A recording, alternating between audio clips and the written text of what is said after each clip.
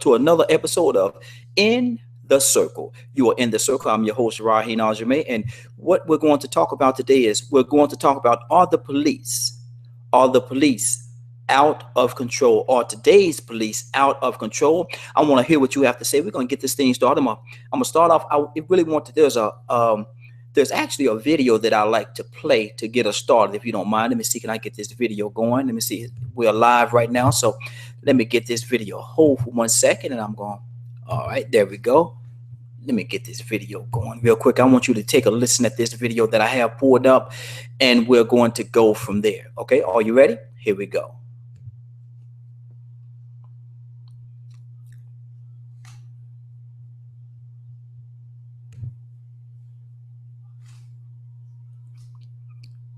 I don't know. I hope you could hear the video that's being played right now. It's being played in the background, hopefully. Good.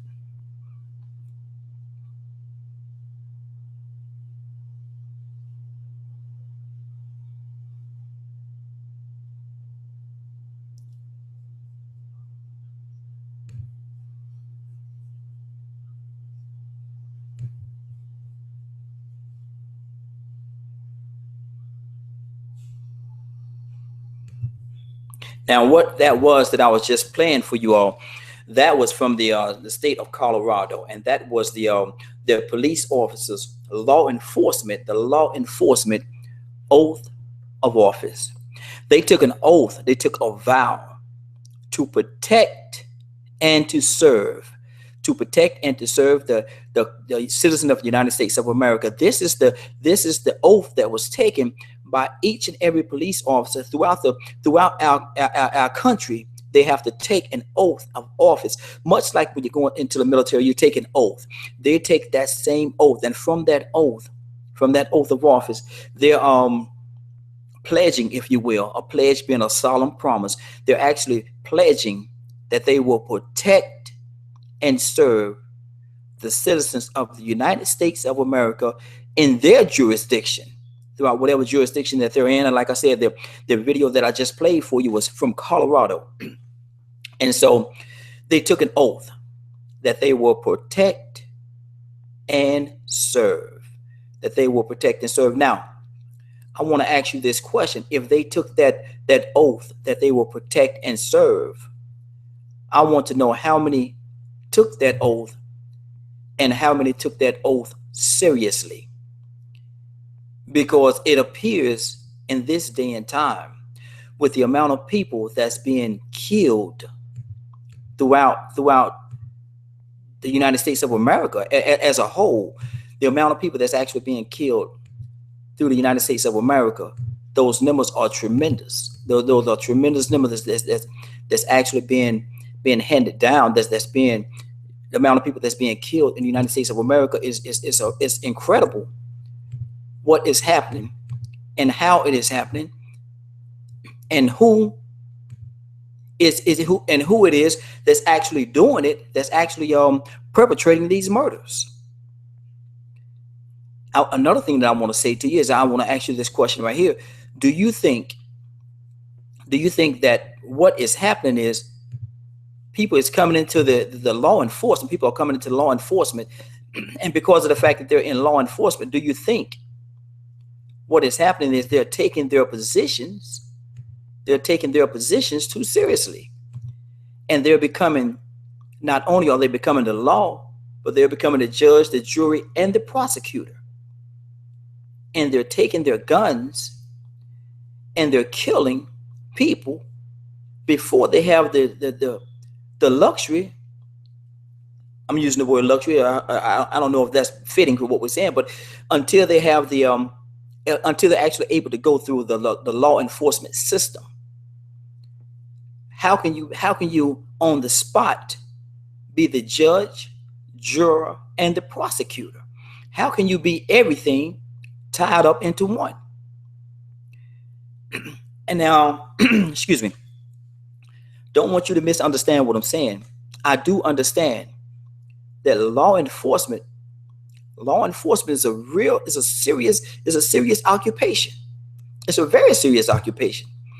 And if they don't take it seriously, there could become a point and a time whereas, every day they go on their job, every day they go on their job is it's a situation whereas, they have to know that when they go to work, they want to have the security of knowing that they're going to be able to come home to their families. And a lot of these guys have wives and they have children. They have husbands and they have children. So, you got both sides of the spectrum, male and female. So what my thing is this right here.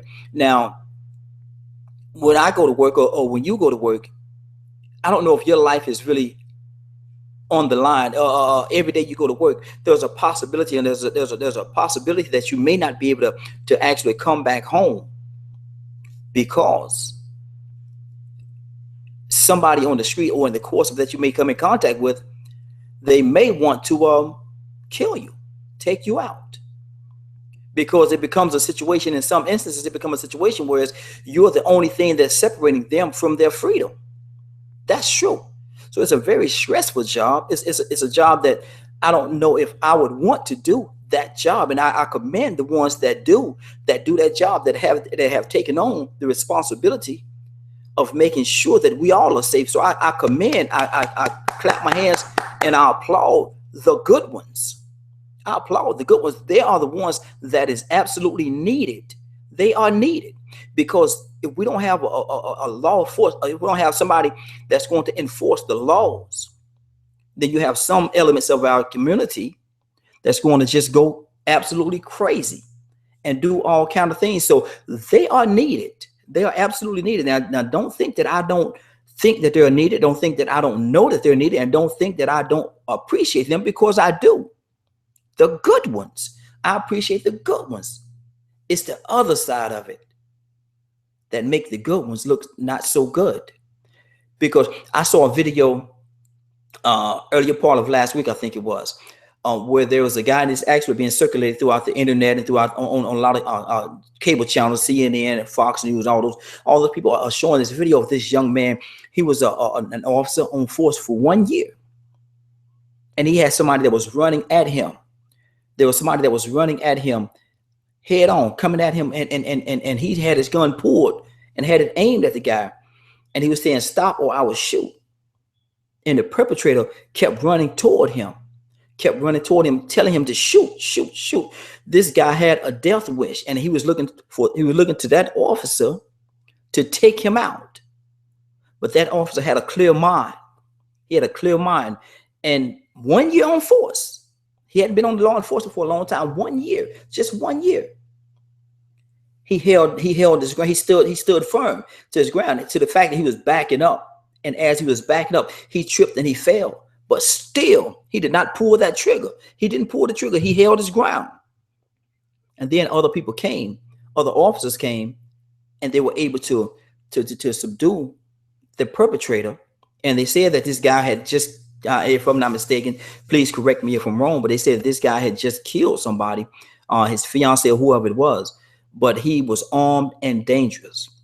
But this officer had the training and the clear state of mind that he did not pull that trigger. And so this guy, this perpetrator, have the opportunity to live another day, just because this individual, this police officer, this good police officer that I'm talking to you about, had the clear mind to not pull the trigger. He had, even though he was in a bad situation, but he weighed his options and he saw himself clear, whereas both of them could live throughout that situation.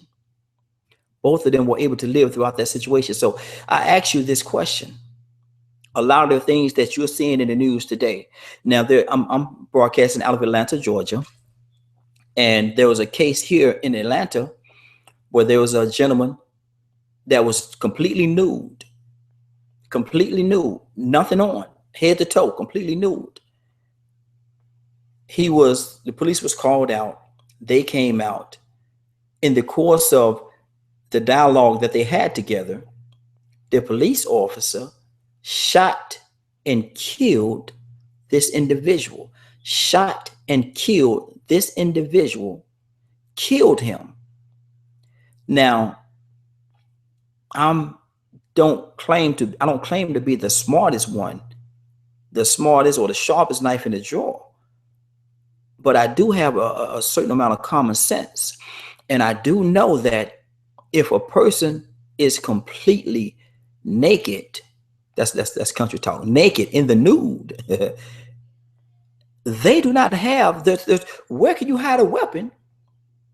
If I could see your hands, both your hands, and you're nude, where are you going to hide a weapon? So, and this officer had a gun, had a taser, had his nightstick, had pepper spray. He had all kind of things all kind of options that he could have used to subdue this individual that was naked. Why would your only option, why is it that your only option of defending yourself is to take out a gun and shoot this individual dead? That leads me to this question. The training that a lot of these officers have. Now, I know that they have, a lot of them have a great training system in place. But training, I understand that training and actually being in the course and being on the street is a totally different situation. That's a totally different animal. But my thing is, if an individual is totally naked, totally nude, you can see both their hands, why is it important for you to shoot that person and kill that person? Pepper spray. You have your taser. You have your nightstick. Or simply use your walkie-talkie. Keep your eye on the individual. Keep him in your vision. Call for your backup. And together, collectively, you all go in and subdue the individual. Now, this person is living another day. This person is not dead. Why is it important? Why is it important for you to kill this person? Why is it important? Now, I'm not going to go as far as to get into the Zimmerman case. You all know that story already. You all know how that went. The Brown case, you all know how that went. There's so many different cases that's circulating right now in our society. You all know what those stories are. I just simply have a question for you. And my question is this: are today's police officers out of control?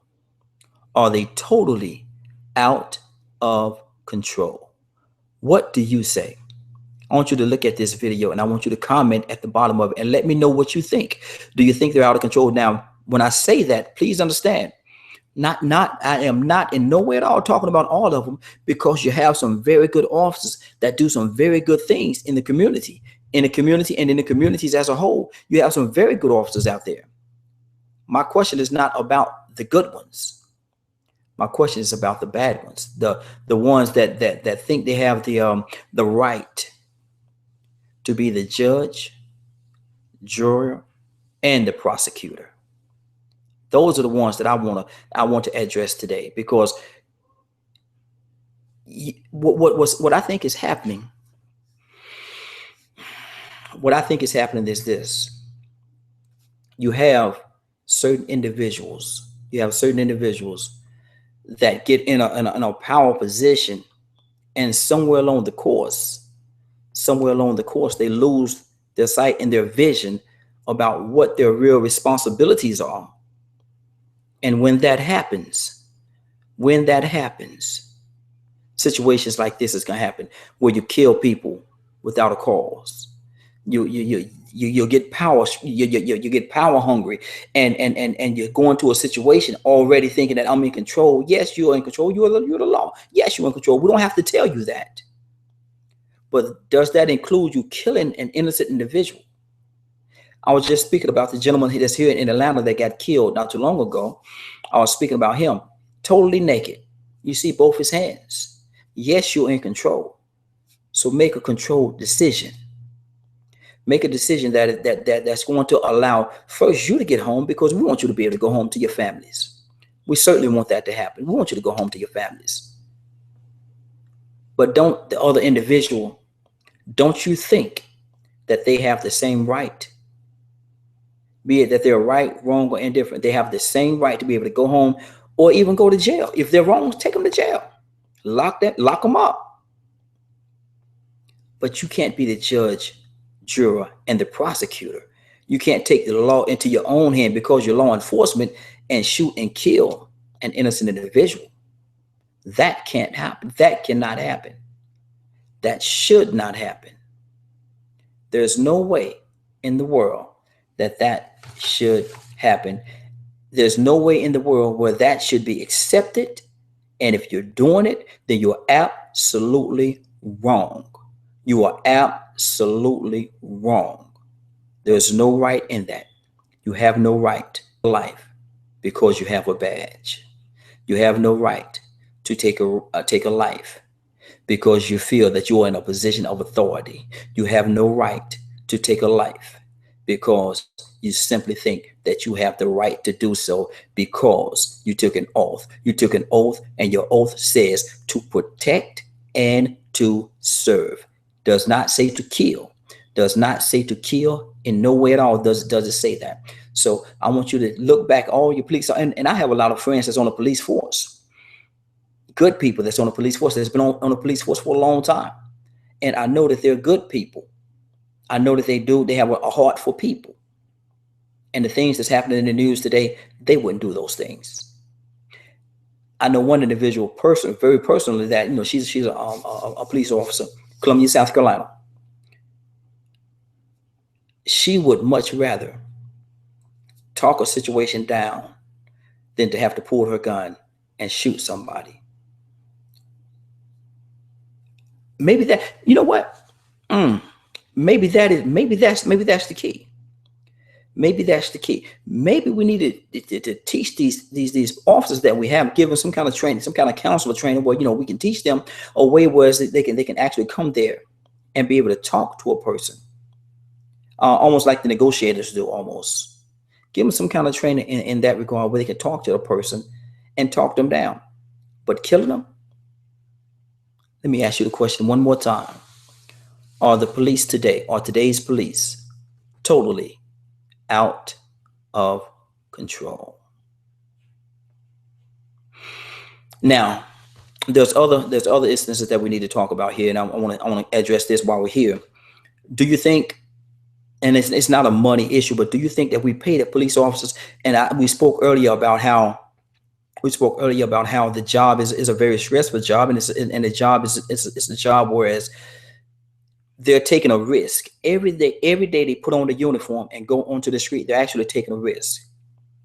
Now, there's a lot of people that can't do that and will not do that, will not take that risk that these officers take every day. They're taking a risk because every day they put the uniform on and go to work, there's a possibility that they may not be able to come home at the end of that shift.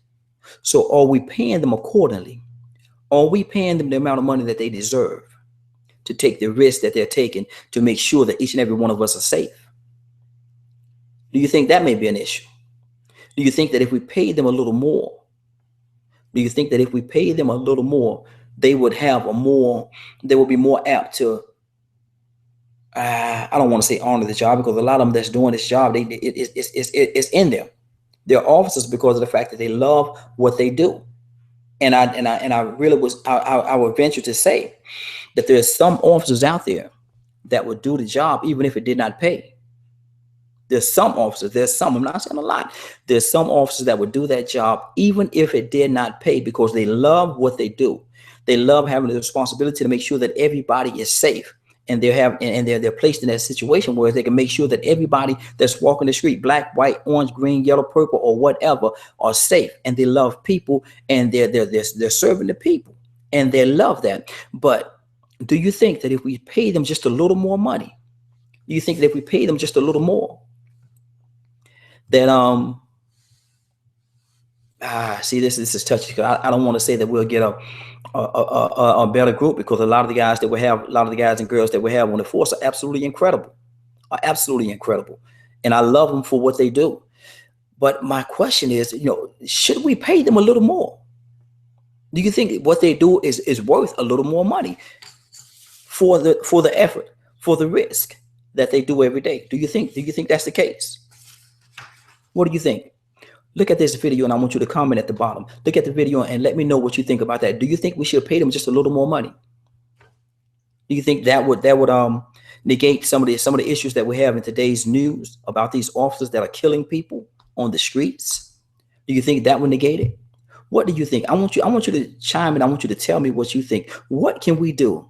What can we do to ensure that this situation does not continue to happen time and time and time again? How many people is going to have to die by the guns of the police officers that has taken an oath to protect and serve? How many people is going to have to die by those bullets before we get this thing right? Again, I want to throw out this disclaimer because there's some people that just joined on. I want to let you know that I'm not talking about all police officers. There are some police officers that's on the force throughout our country that are absolutely incredible, without a shadow of a doubt. And I applaud them. I love them for what they do. But it's the other element. It's the other element of ones that we have out there that has become so power hungry that they feel like they can become the judge, juror, prosecutor on the spot. When something goes on, they could be the judge, juror, and prosecutor, and their gun has become the gavel because they pull them out and they fire into an innocent individual. And I say innocent not because they did not commit a crime, but because they have not gone through. It said innocent until proven guilty. They have not gone through the law system where they could stand in front of a judge and that judge or jury or whoever it is could look at them and say, you're guilty or you're innocent. You're guilty or you're innocent. Due process. Either you're guilty or you're innocent, but you have to go through the law system. It shouldn't be that an individual with a badge could point his gun and become the whole system. That should not happen. That should not happen nowhere in this country. In America, as great as this country is, that should not happen anywhere. Up north, down south, east, west, midwest, wherever you are, that should not happen. That shouldn't even be an issue. Everybody should have the right to be judged either by a judge or by a jury and be found innocent or be found guilty. Not, and I say not by an individual with a gun and a badge on the street and have their life taken away from them in the middle of the street. That should not happen. That should not happen. Nowhere at all should that happen. Nowhere should that happen. It shouldn't be. It should not be. And I'm gonna tell you something. It doesn't matter. Black, white, green, orange, purple, yellow, or bronze. Should not happen. Should not happen. Should not happen. Well, we are about to end it right now. We're about to end it right now. I want to thank everybody that joined in. I see that we had quite a few people that joined in on us today. Nobody wanted to come on screen because this is a subject that I think a lot of people just don't want to talk about. They don't want to put themselves out there, and I can understand that. This is a very touchy subject. But I saw that we had quite a few people that was actually logged in and listening in. So I appreciate that. Like I say, if you get an opportunity, comment on it below, and there should be a place for you to comment on it below after the video is done. And you're listening to In the Circle. I'm your host, Raheem Najimay. Love you all for listening. You all stay blessed. Talk to you soon.